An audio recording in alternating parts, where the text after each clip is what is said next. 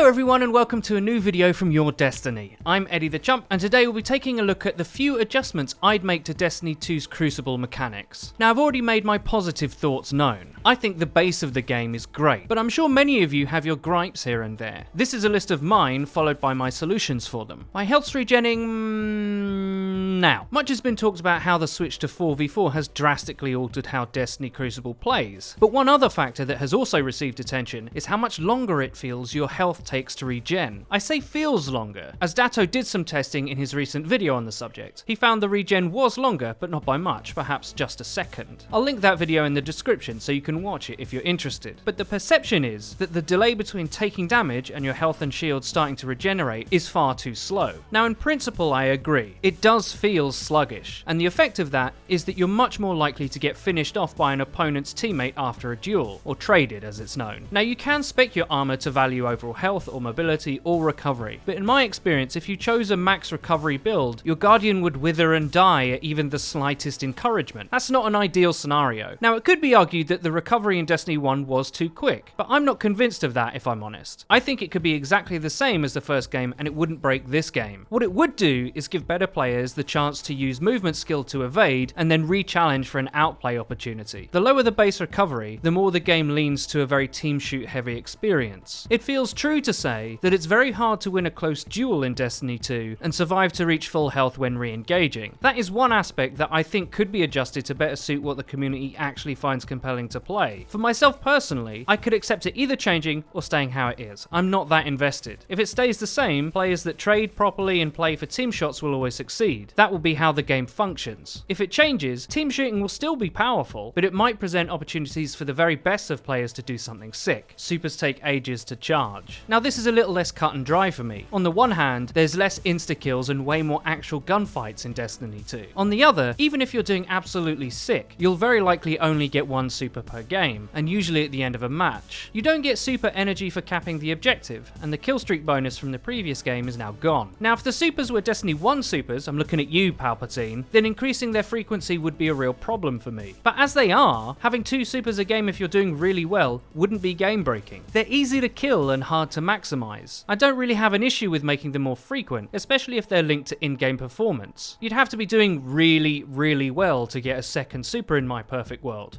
Kills, kill streaks, and OBJ plays would combine to give you just one more attempt at actually killing something with your arcstrider. More on that later. Quite a common complaint about the beta is that people don't feel powerful enough. I can sympathize with that. Making adjustments to how quick your super built based on performance could alleviate that. Hunters are just bad. Look, I was going to break this down into different sections, but honestly, the whole hunter class isn't really good enough. Can you do well with it? Of course you can. But are Striker Titans and Dawnblade Warlocks an objectively better choice? Yes, they are. That goes for Arcstrider or Goldie. There's so many reasons I could cite for that. The Arcstrider super is not great. Its range is terrible and people can easily pop it and die immediately. That's not something you want, especially if you only get one a game. The Goldie is good, but the perk tree available at the moment means it runs out quicker than you can ever find multiple people to shoot with it, at least with any regularity. The Hunter Dodge doesn't do anything close to the Warlock Healing Rift or Titan Shield does for your team. In fact, it does nothing, and its cooldown means its applicability is limited. Hunters are just not great. You know it, I know it, I'm sure Bungie knows it. That should change before the main release. Maybe the dodge makes your close teammates reload faster for a time. Some extra boon like that. If not, then it should have a much faster cooldown so you can actually use it to evade and slay out like a DPS class should be able to do. I was going to meme and say nerf Arcstrider, but honestly, I feel bad for Hunter players, so I'm just going to leave it alone. Those are my 3 main aspects of the game I think need attention. There are more, as I'm sure you'll let me know in the comments, but for now, that's my list. I really hope you enjoyed the video. If you did, please don't forget to leave a rating. If you never want to miss another video of ours again, please click the bell icon next to the subscribe button on our channel to join the notification squad. You'll be in good company. And finally, please check out our Twitter. It's where you can find updates about new videos and other cool stuff. I've been Eddy the Chump, and until next time.